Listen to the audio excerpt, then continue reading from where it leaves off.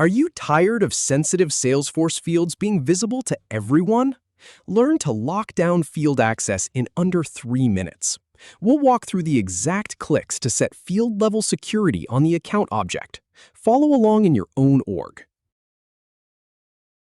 Start by clicking the Quick Settings icon in the top right corner. Then, select Open Advanced Setup from the drop-down menu.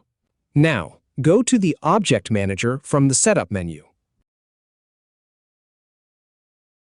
Choose the account object by clicking on its label. Next, click on Fields and Relationships. Then, select the account field you want to configure. Click on Set Field Level Security.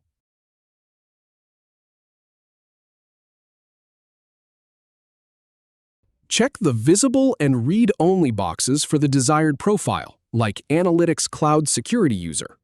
Finally, also apply the same settings for any point integration profile, and you're all set.